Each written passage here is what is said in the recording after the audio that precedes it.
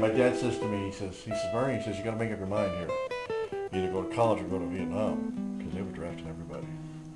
And back then you could get a 2S deferment, which means you didn't have to go. The government wouldn't take you into the draft if you went to college. If you went to college? Right, and it was called a 2S deferment.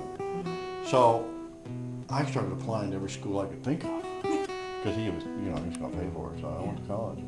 But then they were killing so many guys over there that they started doing the lottery system, taking guys out of college. So that's when I decided to go play music, because I knew I was going to go. So I said, let me go at least play first. So that's what I did.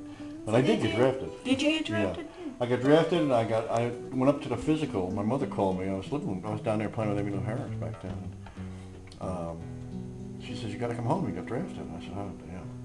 Of course, the band was upset that I was leaving. I figured I was gone, because I worked with guys who had been there and come back. And they said, boy, it's not a good place to be. But what are you going to do? I wasn't going to Canada. I'm still an American. What are you going to do? I didn't like the war thing, but what do you do? So I go home, pack your bags. I had fallen asleep on the beach, got a bad sunburn.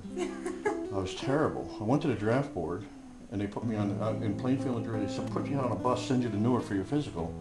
You go through this line, it was crowded as all get out. I mean, there was a lot of guys.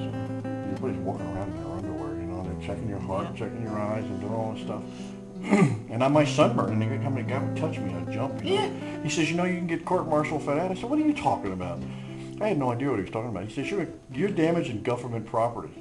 I said, I'm not in this army yet, buddy. He didn't like that attitude either.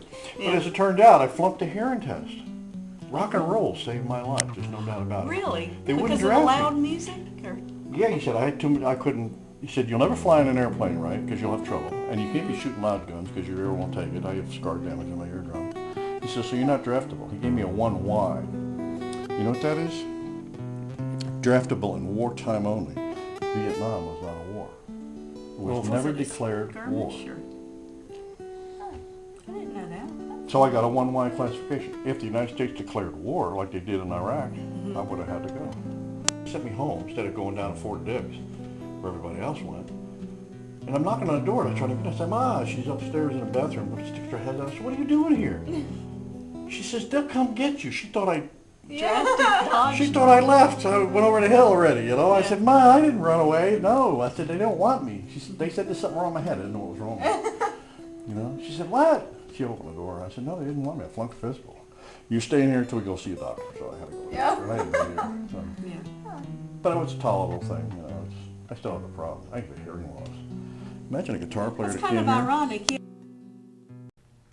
Hello, this is David Larson, member of the LCF group. Thank you for watching our little video.